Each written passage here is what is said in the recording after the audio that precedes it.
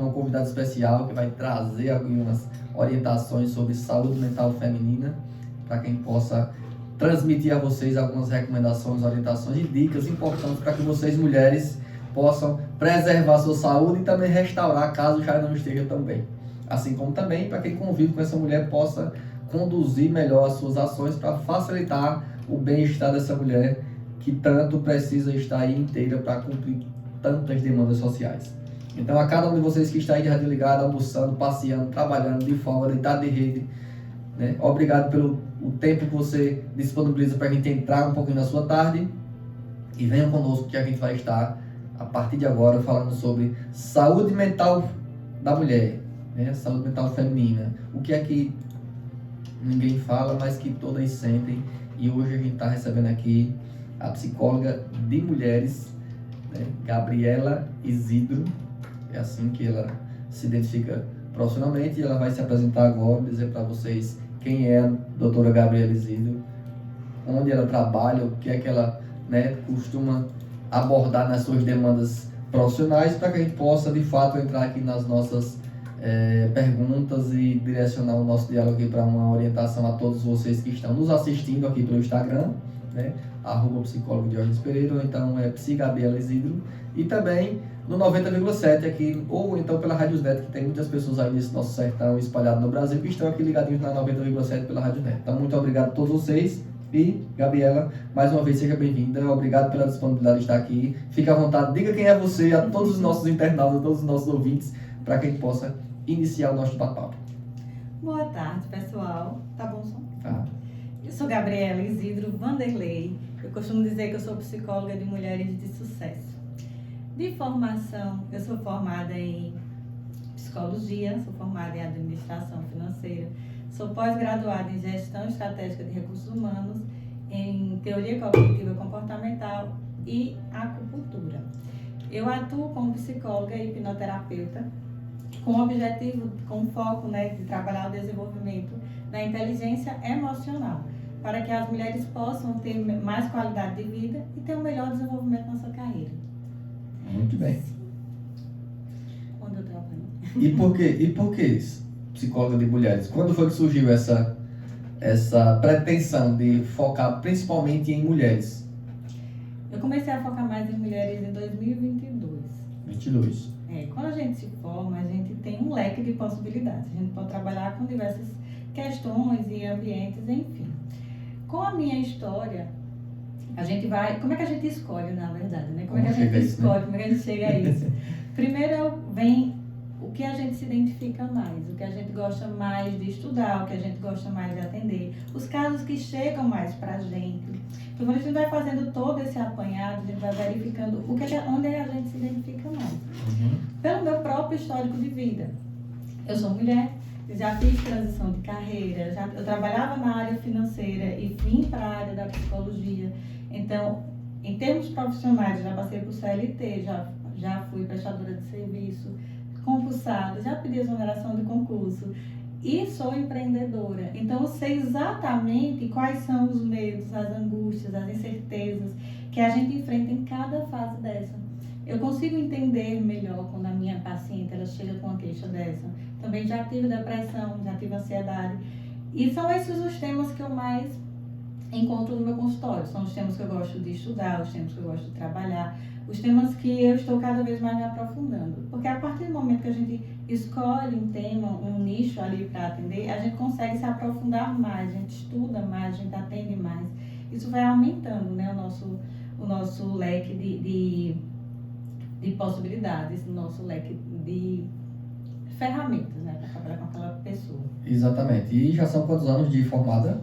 Eu tenho 11 anos de formada. 11 anos de psicologia. 11 anos de psicologia. Assim que você se formou, você já veio direto para psicologia totalmente ou ainda ficou um tempo no meio financeiro? Como é que foi aí? Um ano antes de me formar, eu saí da empresa que eu trabalhava. Sim. E comecei a me dedicar só à psicologia.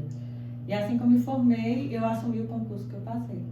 Muito bem. E aí veio a psicologia na sua vida, de fato efetiva, e você passou a conviver com esse universo. E aí, só depois de 2022 que você começou a focar, né, mais objetivamente em mulheres. Uhum. E aí você atende mulheres de várias idades ou só mulheres adultas? Como é que é essa sua... Eu atendo mais mulheres adultas, a partir de 18 anos, mas eu ainda tenho, assim, alguns pacientes de 17. Quando eu comecei de 15 para cima. Sempre me identifiquei mais com esse público, mais maduro mesmo, de mulheres adultas. Muito bem. As minhas mocinhas. Isso. E além da clínica, você trabalha em que outras áreas que de repente abrange aí mais um contexto mesmo social?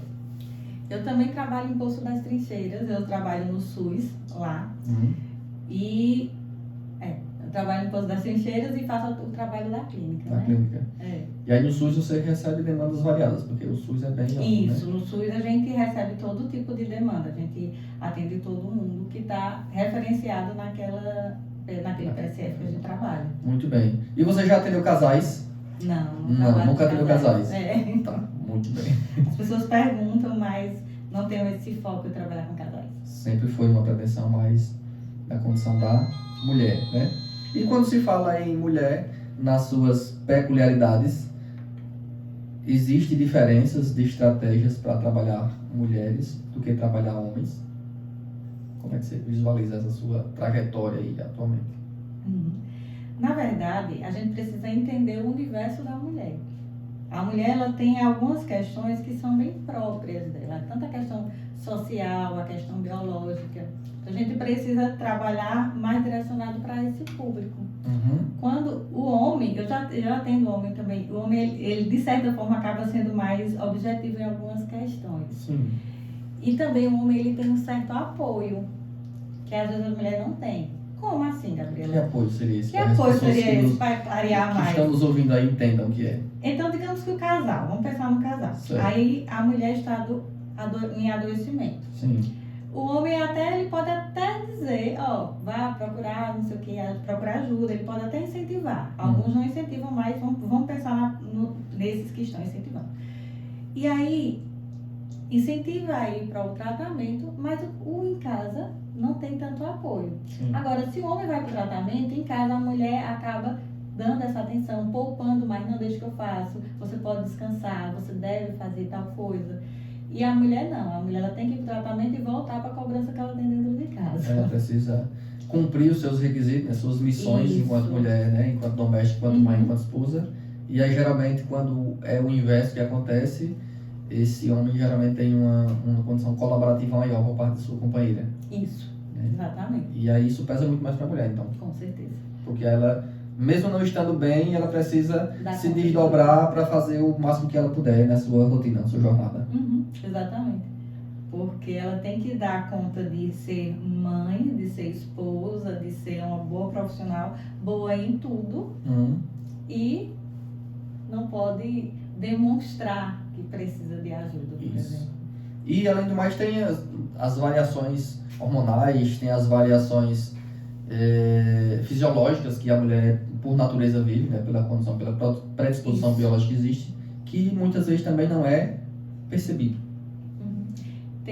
Nós temos a TPM, a menopausa, a gestação, né? Sim. Depois da gestação, tudo isso acaba mexendo muito com a questão hormonal. Isso causa nas mulheres, né, um verdadeiro boom de hormônios e de emoções, deixando com que as mulheres fiquem mais propensas a ter ansiedade, a ter depressão e mais alguns conflitos. Exatamente. internos. A condição hormonal da mulher é como se fosse uma montanha-russa, né? Sim. Tem hora que está subindo, tem hora que está descendo, tem hora que está dando cambalhota.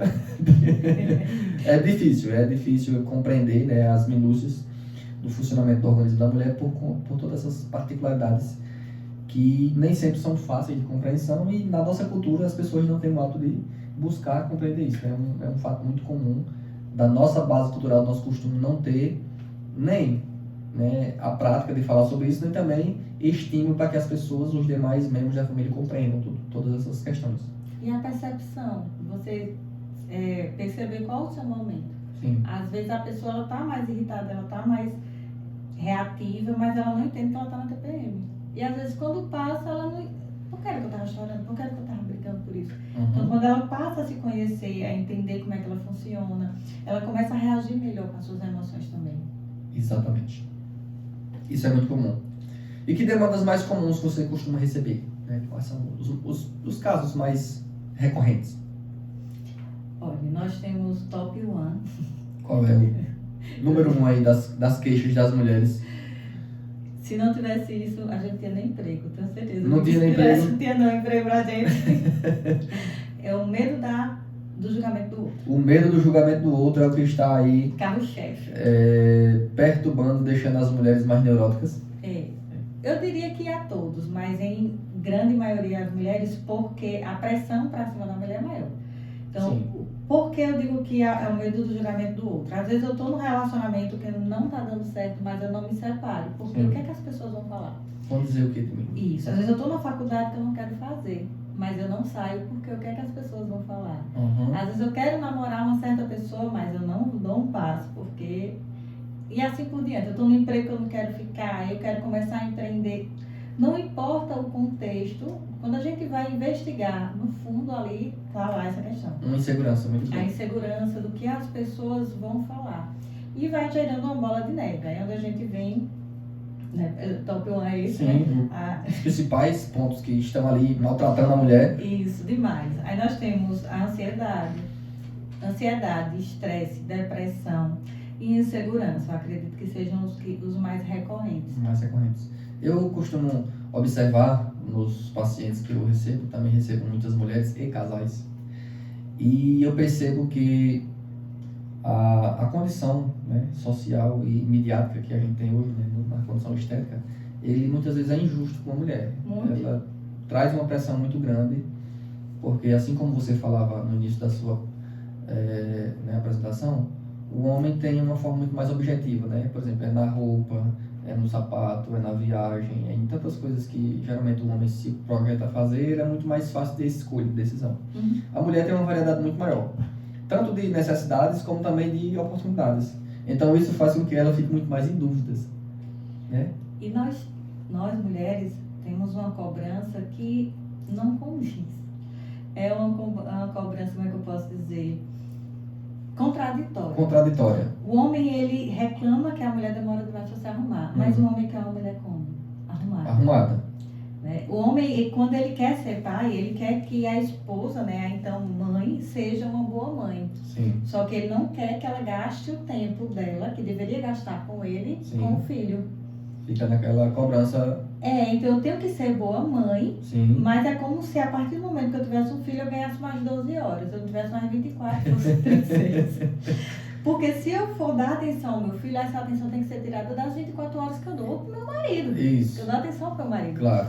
Então, o tempo todo a gente tem essa exigência, essa cobrança que não se encontram, elas são contraditórias. Eu tenho que estar arrumada, porém, eu não posso gastar tempo me arrumando porque meu marido não tem paciência de me esperar. Eu tenho que estar com o corpo, uma estética bonita, mas eu não posso ir para academia porque meu marido reclama que eu estou indo paquerar na academia, que os homens vão olhar para mim. Sim. O homem, ele reclama quando a mulher adoece muito, diz que a mulher é fraca, abre parênteses, vocês Sim. não são fracas. De novo, vou repetir, vocês não são fracas. Então, o homem reclama quando a mulher adoece muito, essa só vive doente, é fraca. Porém, se ela for procurar uma nutricionista, uma psicóloga, uma fisioterapeuta, a própria academia, diz que só vive gastando dinheiro com besteira. Uhum. Então, como? Olha como fica confuso na cabeça. É bem interessante. Eu, um outro dia, assistindo um pequeno vídeo de Mário Sérgio Cortella, Leandro Carnal, e ele dizia o seguinte: geralmente as mulheres adoecem mais em muitos pontos, porque todo soldado que está na frente da batalha ele vai ser alvejado mais rápido. Exatamente. E aí a gente visualiza que nesse contexto social que nós vivemos enquanto Brasil, a mulher geralmente está muito mais exposta, Sim. às condições de absorver mesmo. O homem também tem suas exposições e passa por situações e trabalhos muito degradantes muitas vezes, né? Existe uma condição de autocobrança também naquele homem que tem de fato uma função de macho alfa, como diz o outro, de chefe de família, mas que a mulher ela é muito mais, digamos assim, acumuladora de situações, né? De cobrança, de estresse.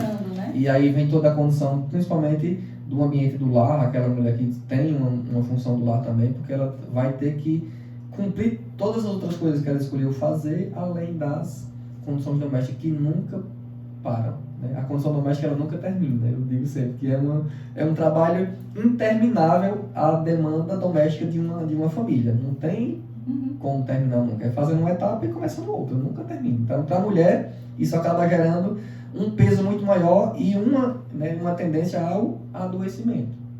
Isso. Né? E só complementando o que eu tinha falado sobre as queixas que mais aparecem, nós temos a baixa autoestima, porque uma coisa está muito envolvida com a outra. Por isso que eu falei que o principal é a cobrança, é o medo de julgamento do outro, porque envolve essas outras coisas, a insegurança, a ansiedade e a baixa autoestima. Então nós temos a baixa autoestima e uma autocobrança elevadíssima. Eu costumo falar com as minhas pacientes para elas demitirem esses agiotas. Que cobram demais na sua mente. Mulheres, por favor. Parece que elas têm um funcionário chamado agiota dentro delas, sabe? Que cobram juros absurdos. Que esse agiota, ele vai sendo alimentado exatamente por isso que eu vim falando. Pelo que eu acabei de falar. É uma cobrança muito grande para que você seja uma boa mãe. E se você for uma boa mãe, você seja uma boa esposa, uma boa dona de casa, uma boa profissional. E é incrível quanto que isso é forte nas mulheres também. Não é só, a gente não escuta isso dos homens, a gente escuta isso das mulheres também. São cruéis.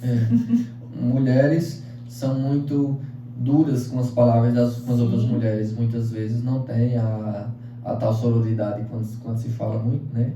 Que acabam sendo muito críticas, né? Como a colega até falou, né? A própria mulher às vezes se cobra e às vezes a outra, né? Quem acaba fazendo essa pressão social que, né, gera na mulher uma condição de estar tensa. Parece que a mulher está tensa o tempo todo. O tempo todo. Não está nunca à vontade e confortável.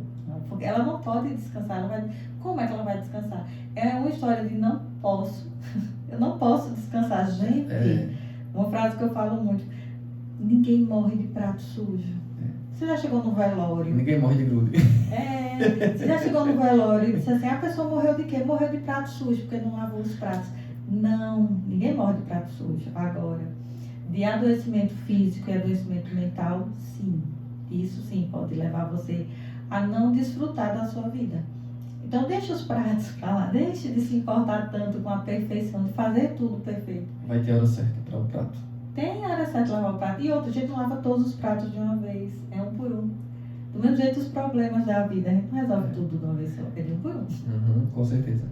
Nessa sua frase aí de buscar o que é perfeito, eu costumo dizer a todos os que me escutam que na condição humana de existir não existe perfeição, só no dicionário. A gente precisa estar atento a isso, porque quando a gente se projeta, se planeja para uma busca perfeita daquilo que a gente vive, seja lá no outro enquanto pessoa, seja lá nas nossas ações ou no contexto mundial, né, social, a gente sempre vai estar frustrado pelas coisas que acontecem. Né? O mundo é injusto por natureza. Tem lugares que é mais seco, outros chove muito. Tem lugares que é mais seco, outros são mais úmidos. Tem lugares que tem mais pessoas concentradas vivendo e outros não. Então, se o planeta inteiro é injusto, então a gente precisa compreender que na rotina nossa também vai ter coisas que são injustas, diferente do que a gente queria enquanto perspectiva. Quando a gente não compreende isso, não aceita, é natural que a gente adoeça, né? Um dos pontos que mais vai adoecer o ser humano é sempre aquela condição da insatisfação. Tem coisas que realmente a gente não pode aceitar, claro. Mas tem muitas que, se a gente puder olhar e deixar lá no canto certo, porque não depende somente da gente para mudar, a gente vai economizar muita coisa. Tem uma frase, ela é conhecida como a oração da sabedoria. Sim. Do A, eu acho, não sei se você conhece, que diz que eu tenha paciência para aceitar as coisas que eu não posso mudar, força para mudar aquilo que eu posso mudar e sabedoria para saber a diferença. Porque muitas vezes a gente quer mudar algo que não está no nosso alcance, que não é nossa função mudar, e aquilo que você realmente pode mudar, aquilo que você realmente pode fazer, você não faz. Sim. Então a gente tem que ter essa distinção de entender onde é que eu posso agir, para poder agir. E eu digo muito isso para meus pacientes, a aceitação é o primeiro passo. Por exemplo, numa crise de ansiedade, primeiro eu aceito que eu estou com uma crise de ansiedade. Sim. É melhor do que ficar brigando com ela. Depois eu vejo o que é que eu faço com isso. Aceitar é um verbo diferente de gostar. Eu aceito que existem as injustiças no mundo, não quer dizer que eu vou gostar disso. Nem tampouco vou concordar, né? Isso, eu não concordo. Mas eu só consigo mudar aquilo que eu consigo aceitar. Na questão do peso, por exemplo, digamos que eu esteja acima do peso que eu quero emagrecer. Primeiro eu aceito que eu estou acima do peso. isso. Depois eu vou fazer algo para mudar. Senão eu fico só brigando comigo mesma e não saio do canto, não consigo agir. Né? Não a aceitação, adianta. ela traz essa... Não adianta, porque Ação. quando não existe aceitação, muitas vezes a mulher até se pune, né, com algumas Isso. questões, se priva de algumas coisas que é necessário para ela, como uma forma de se colocar numa condição de ajuste obrigatório aí diante daquele que ou ela mesmo se cobra do outro. Então é importante ficar atento a isso. Aí vem a autossabotagem. Aí vira Outro um ciclo. ponto também ali no top. Vira um ciclo que parece que não tem fim nunca, pessoas. Eu até vou pedir para você falar um pouquinho sobre essa condição da autossabotagem, para que algumas pessoas identifiquem se realmente tem ou se já tiveram em algum momento esse tipo de comportamento, porque as pessoas até fazem, né, automaticamente e não entendem que aquilo é um mecanismo, às vezes até de defesa por algumas questões que tem e não sabem por que tem aquilo. Eu queria tanto fazer, aí eu começo o regime e termino, e não volto. Né? Qualquer imprevisto que vem, eu não consigo retomar a minha dieta, o meu regime, as minhas coisas. Por que isso acontece? E aí muitas vezes vem para essa sua colocação aí, né? Uma ação de autossabotagem. A autossabotagem, ela tem muita relação com as crenças, aquilo que eu acredito. Uhum. Quando eu acredito que eu não mereço, que eu não posso, que eu não consigo, toda vez que eu chego perto de alcançar, eu faço alguma coisa para que aquilo não aconteça. Um exemplo claro é com o dinheiro, né? Sim. Vamos falar de dinheiro, todo mundo entende de dinheiro. Todo mundo. Eu quero muito prosperar na vida, eu quero muito pagar minhas dívidas, e aí, quando o dinheiro vem para minha mão, por mais que eu ganhe, o dinheiro nunca fica. Eu sempre gasto mais do que eu consigo ganhar. Então, mesmo se eu for promovida, eu não consigo, ainda fico endividada. Uhum. Não sei se vocês conhecem alguém assim, vocês estão ouvindo a gente, mas pense aí nessa pessoa. Não é você, né? Pensa aí na vizinha, que é desse jeito. Na prima, na tia. Na prima, na tia, que é desse jeito. Então, aquela pessoa, ela quer muito sair dessa vida de dívida. Ela quer muito prosperar, ela quer muito ter, sei lá, uma casa, enfim. Quando ela começa a ganhar dinheiro, ela faz alguma coisa que aquele dinheiro corre dela, se dilui todinho. Porque, no fundo, dentro dela, ela acredita que dinheiro não é para ela. Uhum. Então, quando a gente acredita que aquela situação não é para mim, eu tenho uma tendência a agir de acordo com o que eu acredito. Porque crenças é isso, gente. Crença é tudo aquilo que eu acredito. Então, vocês estão escutando uma rádio, vocês acreditam que de dentro da rádio sai um som. Então, tudo aquilo que você acredita é uma crença. Existem crenças que nos ajudam e crenças que nos atrapalham. E as crenças que nos atrapalham, nesse exemplo que eu estou dando, seria essa crença de que dinheiro é sujo, dinheiro não é para mim, que o rio só corre para o mar, e essas outras coisas mais comuns que a gente costuma ouvir. Por isso que eu estou dando o exemplo de dinheiro, que é mais fácil da gente perceber. Então a gente cresce escutando isso, que o dinheiro não é para mim, que dinheiro é uma coisa suja, enfim, que rico não tem humildade. Então toda vez que eu começo a me organizar financeiramente, eu faço alguma coisa que me distancia daquilo ali, porque o meu comportamento ele é alinhado com aquilo que eu acredito. Se você acredita que dinheiro não é para você, ou então que o seu outro muito famosinha, prepare meninas, eu tenho o dedo podre. Eu só consigo me relacionar com essas pessoas, só aparece para mim essas pessoas. Isso, você acredita nisso. Se você acredita nisso, você vai funcionar baseado no que você acredita. Uhum. E aí entra esse mecanismo de autossabotagem, porque quando você se aproxima daquilo que você tanto quer, você faz alguma coisa para que aquilo não aconteça. E também existe o medo do fracasso. Sim.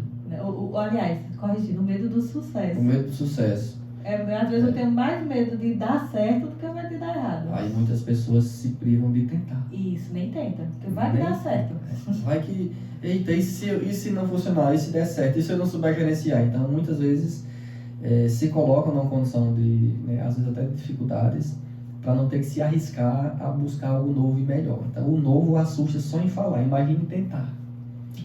Se eu conseguir chegar lá, como é que vai ser a minha vida? Exato. Se a minha vida toda foi diferente. E tem pessoas que, por exemplo, no caso, né, mulheres, como é o principal tema aqui hoje, muitas mulheres se colocam, sei lá, em viver em uma condição abusiva por muitos tempos, por achar que não merece ser, né, feliz sem aquela pessoa, por exemplo, ou por acreditar que não serão sem aquela pessoa.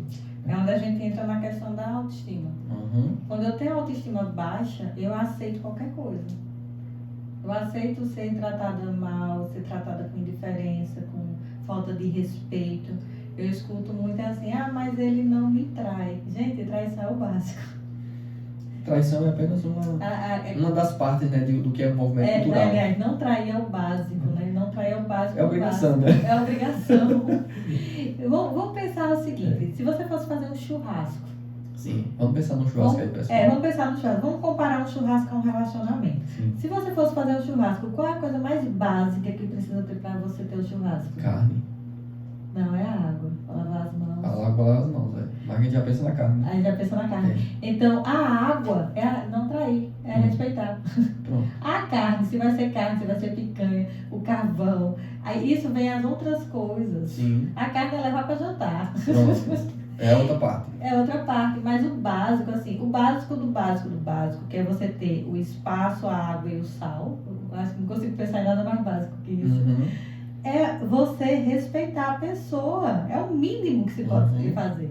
Às vezes, mas ele não me bate. Mas não te bate, mas não te respeita, não tem diálogo.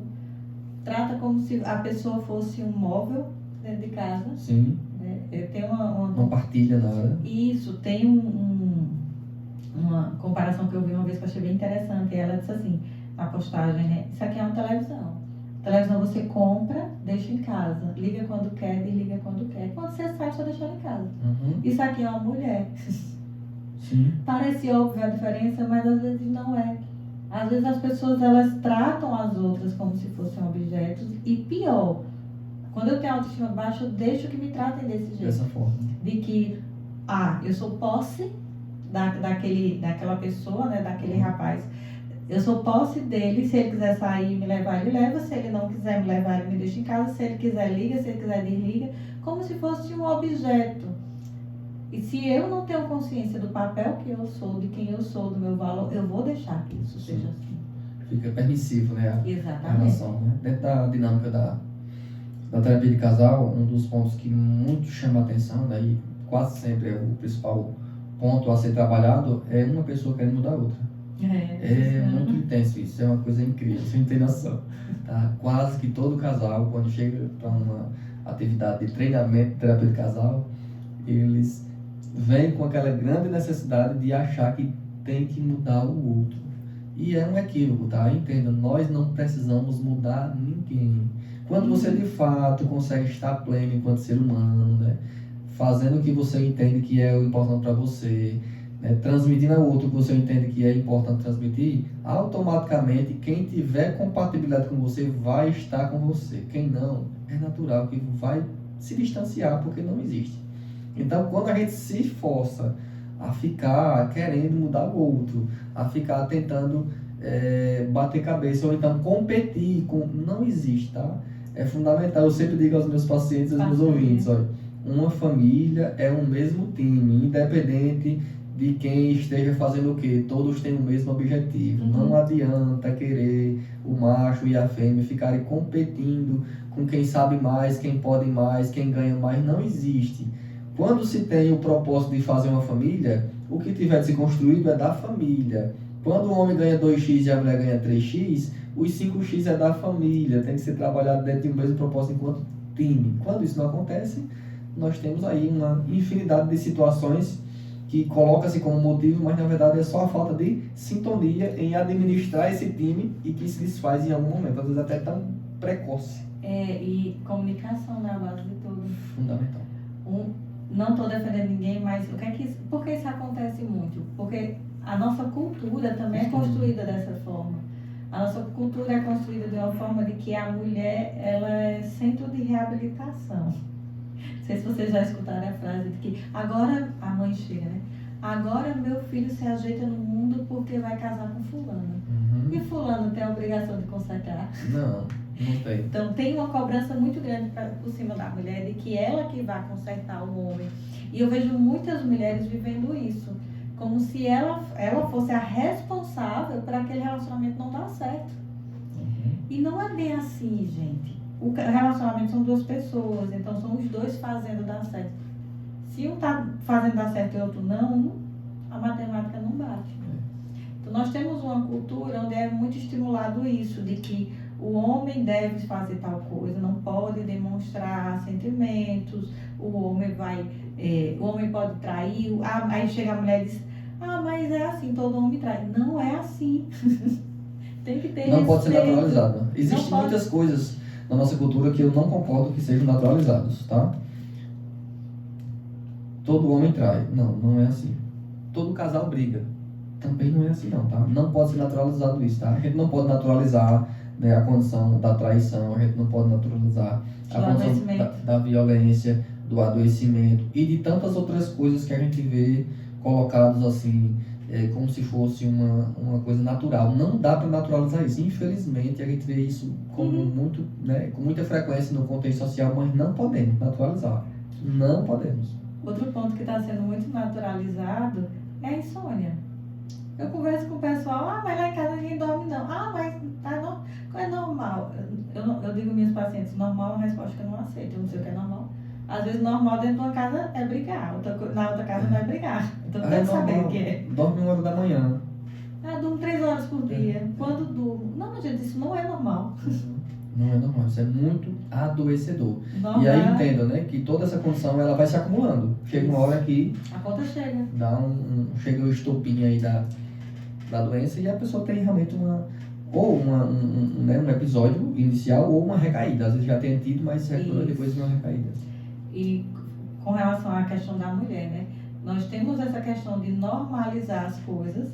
Tá estressado, é normal, só vive estressada. Não é normal ficar estressado o tempo todo. O estresse e a ansiedade são mecanismos naturais do nosso corpo. Agora, ficar ansiosa e estressado o tempo todo, não.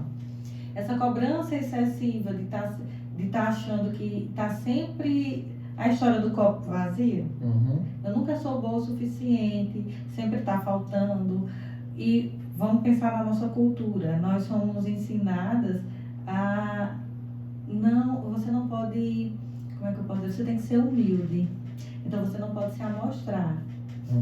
Aí nisso, quando a mulher recebe um elogio, parabéns, sei lá, esse almoço tá uma delícia. Tá sem sal. Não sabe aceitar um elogio, não sabe reconhecer, não sabe valorizar as suas conquistas.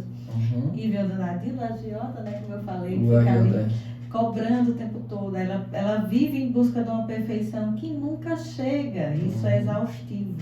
Exatamente. Outra coisa que eu costumo sempre alertar é o seguinte, né? Dentro dessa configuração de rotina da mulher, ela precisa sempre aprender a negociar, né?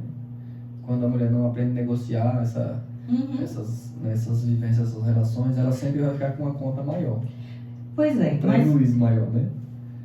É exatamente isso, tem que aprender a negociar. Mas antes de negociar, nós temos o ponto da autoestima. Sim. E o primeiro... Saber o seu... Né? Isso, e o primeiro ponto que eu falei, o medo de julgamento do outro. E se eu falar, o que é que ele vai pensar? Será que ele vai me deixar? Então, o medo do julgamento do outro atrapalha demais. Com certeza. E a partir do momento que você melhora a sua autoestima, você entende que não tem problema de eu chegar para o meu marido e a gente conversar sobre tal assunto.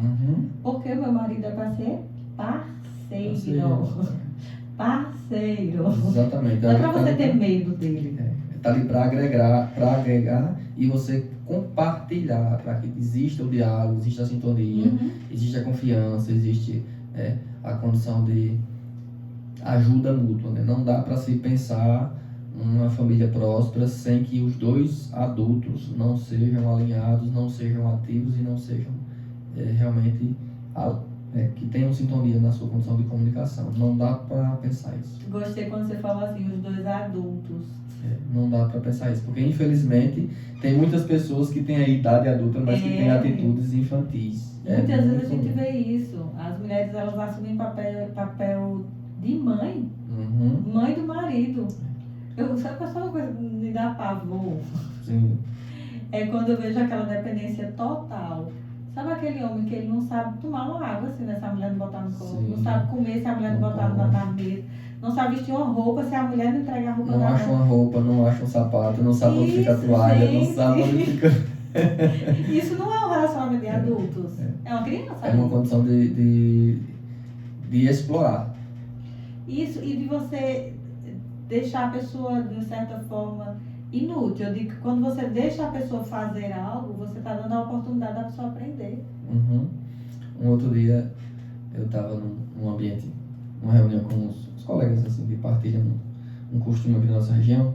E aí saiu a história de que meu pai, muitas vezes, passa a semana toda na propriedade e no final de semana ele sempre vem para a cidade, né? Minha mãe trabalha na cidade. E aí geralmente só os finais de semana ou feriados que eles passam juntos. E aí muitas vezes, né, o meu pai se vira, tipo, ele sabe fazer tudo dentro de casa e faz, enfim. E aí esse colega dele tá dizendo, pois se fosse de mim eu ia morrer de fome, porque se a minha esposa, ele dizendo, né, era assim, uma forma de brincadeira, mas ele disse, se a minha esposa morrer primeiro, eu não aguento uma semana, porque eu não sei fazer nada. Nunca, ele disse, eu tenho quase 80 anos de vida, nunca fervi um café na vida. Aí você vê o tamanho da dependência da outra pessoa, exatamente. Né? Até porque nós não somos eternos. Sim. Se Deus livre acontecer alguma coisa, sei lá, vou passar a noite no hospital com o filho. E o outro filho, os outros filhos e o marido vai ficar fazendo o quê? Exatamente. Precisa de alguém que tem que saber se virar, gente. Não é questão de ser coisas de homem ou coisas de mulher, mas as necessidades do dia a dia. Eu não posso deixar a pessoa tão inútil a ponto que se eu for no hospital ficar com o filho, os outros vão passar fome, porque o meu marido está fazendo ovo. Precisa estarem realmente, né, atentos e conseguirem suprir o básico, pelo menos. Tá? A gente sabe que existem várias funções no dia a dia que alguns têm mais habilidades que outros, isso é normal. Em qualquer lugar, numa empresa, numa escola, em qualquer lugar isso vai acontecer. Assim como também na família, que é a primeira instituição que todos nós conhecemos e todos nós passamos por lá. Não conheço nenhuma outra que seja tão certa quanto essa. Então, se essas duas pessoas não conseguem estar realmente assumindo o seu lugar, como eu coloco, geralmente essa mulher é quem vai sofrer muito mais, porque é quem sempre é cobrada, é chamada, enfim, sobrecarregada. Trabalha aí muito. E é tão incrível quanto que as mulheres assumem esse papel de que eu tenho que estar sempre ativa. Uma das queixas que chegam muito também é não saber parar, não saber descansar. Isso. Porque eu tenho que estar sempre produzindo, porque se eu sentar, se eu descansar, se eu assistir uma novela, enfim, se eu for ler um livro, vem o agiota. E não me deixe em paz. Não me deixe em paz. O agiota diz que eu sou preguiçosa, que eu sou irresponsável, que eu não vou dar conta. E não é assim. Outro ponto que é muito positivo para o homem, porque o homem, ele vai jogar bola e ninguém critica ele por ele jogar bola. Ele chega em casa e fica lá o resto da noite no sofá e tudo bem. Quando a gente pensa nós temos os fatores protetivos de saúde mental. Quando a gente pensa nos fatores protetivos, naturalmente o homem já faz todos e a mulher não. Não. Quanto muito faz é um ou outro. Isso, com culpa. De fatores protetivos nós temos a questão de você socializar, o homem socializa, o homem tem o direito de sair com os amigos dele. Você tem a questão de você ter um hobby, o homem, se ele gostar de jogar bola, ele vai jogar bola, se ele gostar de jogar baralho, de ir com uma vaquejada, andar a cavalo, ele vai sem se preocupar se as pessoas vão achar ruim ou não. A mulher não. Tem a questão de praticar atividade física, praticar um esporte, aí o homem sai para jogar bola e tudo bem. Então assim, contato com a natureza, enfim, tem vários fatores protetivos que o homem já faz naturalmente e a mulher não. Isso potencializa o adoecimento dela, né? Porque quando ela pensa em fazer, a crítica vem primeiro dela, depois dos familiares, e aí vem o que é que as pessoas vão falar, o que é que as pessoas vão pensar se eu sair para, sei lá, digamos que ela vai jogar bola, se eu sair para jogar bola, se eu sair para tomar um suco ou uma cerveja mesmo. O que as pessoas vão falar? Se eu for na casa de uma amiga. Né? Eu já vi casos de mulheres que não vão na casa da mãe porque o marido não deixa. Da mãe.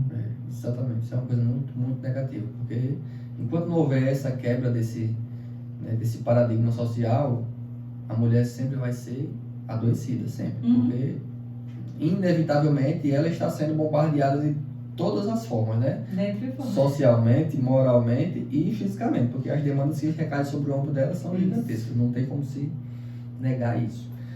Gabriela, dicas, o que é que a gente pode fazer? Mulheres, caneta e papel na mão, o que é que se faz aí para amenizar os índices de adoecimento? Eu imagino que Dona Maria está lá assistindo aqui a Rádio Mineiro e está lá terminando de almoçar, está terminando de lavar os pratos. Dona Maria, que eu estou vendo daqui, a Dona Maria está terminando de lavar os pratos. E ela está querendo saber o que é que vai fazer para não ficar tão insatisfeita, aborrecida, pensando negativo, parar de reclamar. O que é que a gente faz para melhorar essa tendência de adoecimento? E agora, é a hora do segredo da cereja do bolo. Primeiro você precisa se colocar como prioridade. Você precisa entender que a prioridade da sua vida é você. Por quê? Porque se você não se cuidar, você não vai ser uma boa mãe. Porque se você adoecer, você não vai conseguir ser uma boa mãe, não vai conseguir ser uma boa profissional. Quando a gente coloca, né, quando a gente se coloca em primeiro lugar, quando a gente se cuida, automaticamente as pessoas ao nosso redor vão ganhar com isso. Quanto melhor me sentir, melhor você enquanto mãe, enquanto esposa, enquanto profissional, ou qualquer papel que você venha desempenhar. Porque quando você adoece, você fica mais impaciente, mais irritada, você briga mais no relacionamento, você briga com seus filhos. Depois a culpa vem porque você brigou e uma bola de neve sem fim. Então se priorize, entenda que não existe problema nenhum em você se cuidar. Tá na Bíblia, gente. Na Bíblia diz amar a Deus sobre todas as coisas e amar ao próximo como a si mesmo. Não dá para você dar mais para o outro se nem você está recebendo. Então, em primeiro lugar, você precisa se priorizar, olhar para você com mais calma e carinho. Segunda dica, estabeleça limites saudáveis. Ou dificuldade de dizer uma palavrinha que parece um palavrão. Não. Diga não. Diga não. Maltrata você. Sem medo. Isso. Ah, mas aí ele vem de novo. O que as pessoas vão pensar se eu disser não? Não importa. Eu preciso colocar limites. A partir do momento que você diz não, você coloca limite, as pessoas vão te respeitando e você vai sendo mais respeitado. Identifique as suas emoções, se conheça, entenda o que é que está acontecendo com você. Entenda o que é que me deixa irritado, o que é que me deixa ansioso, o que é que me deixa estressado, o que é que me deixa triste. Eu vejo muitas pessoas confundindo estresse com ansiedade. Então, entenda as suas emoções, saiba o que você sente para que você possa agir. Primeiro eu tenho que entender, depois eu tenho que agir. E procure ajuda profissional. Acabe com essa história boba de que psicólogo é coisa de doido. Estamos em 2025, minha gente. Pelo amor de Deus, acordem para a vida. Procurem ajuda profissional. Porque às vezes tem situações que a gente não consegue resolver sozinho. E nós, né, os psicólogos, estamos exatamente para isso. Para dar um norte, para te ajudar. Além da psicoterapia, eu também faço diversos trabalhos que podem ajudar a pessoa a desenvolver mais, a controlar mais a ansiedade. Já fiz o grupo de desafio. No meu Instagram, todos os dias eu coloco conteúdos que vão ajudar. Hoje mesmo, eu falei algumas dicas, agora eu vou soltar as próximas dicas no meu Instagram, porque o tempo já daqui a pouco estoura. Mas daqui a pouco eu vou soltar outras dicas no meu Instagram. Então, e sempre existe uma forma de você cuidar da sua saúde. Não se deixe para depois, se priorize, coloque limites na sua vida, entenda o que você realmente merece, o que você realmente precisa. Fundamental, né? Manutenção diária. E existem várias atividades que você, mulher, pode fazer que vão lhe ajudar a se sentir mais leve e evitar aí esse desgaste emocional cumulativo, né? Existem várias coisas que não demandam assim muito tempo do seu dia e naturalmente se você não fizer isso, você vai acabar inevitavelmente adoecendo, né? Você pode fazer pilates, você pode fazer caminhada, você pode fazer academia. Né? Considerando que você não tenha nenhuma doença, claro, né? Você pode fazer academia, você pode fazer funcional, você pode fazer algumas atividades que envolvam interação, né, movimento e que faça você sair desse contexto, né, de só ficar reclamando, só ficar... A atividade física é fundamental, né? É tão importante quanto a medicação, quanto a terapia, quanto a atividade física. Coma, tá? Exatamente. Coma, durma, fundamental, não deixe de dormir não, tá? Se você não está muito bem, é porque você está com alguma deficiência, alguma carência. Se você está com algum vício, é sinal de que você está com alguma carência, está suprindo essa carência com esse vício.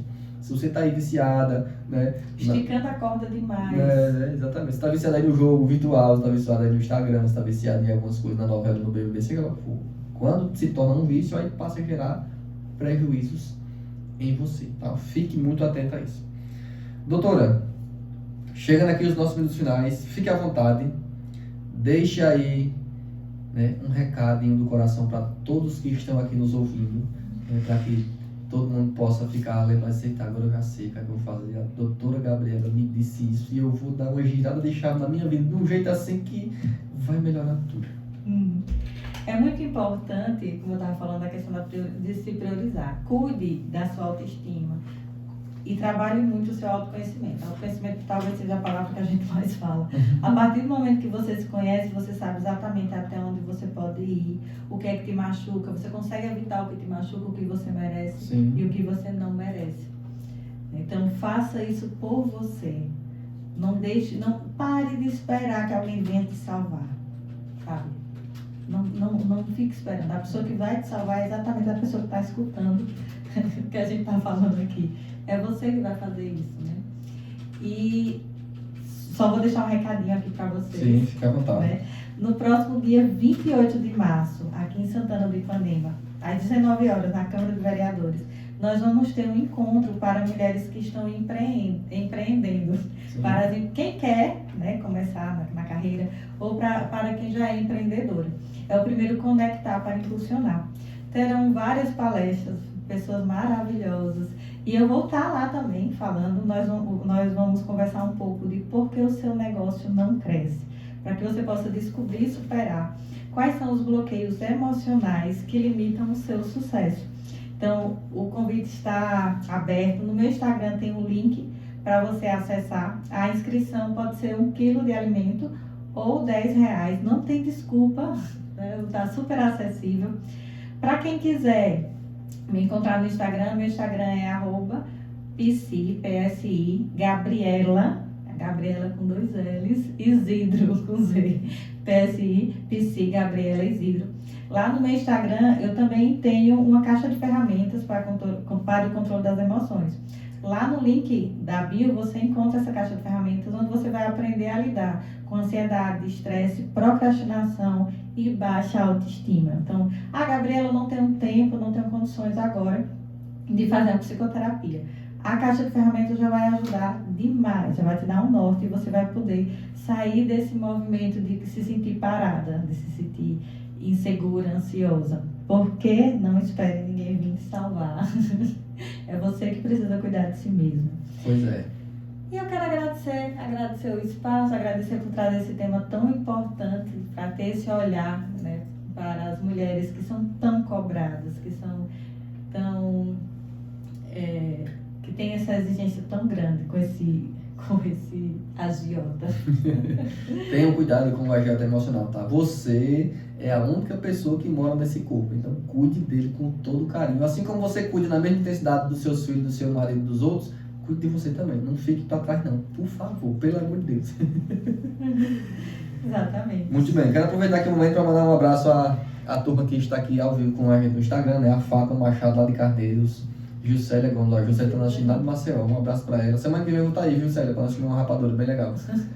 Graça, Nailene, Eu não consigo enxergar, não. Franciara Pereira e Gildete. Gildete está nos ouvindo lá do Piranhas, ó, sempre está aqui ligadinha na gente.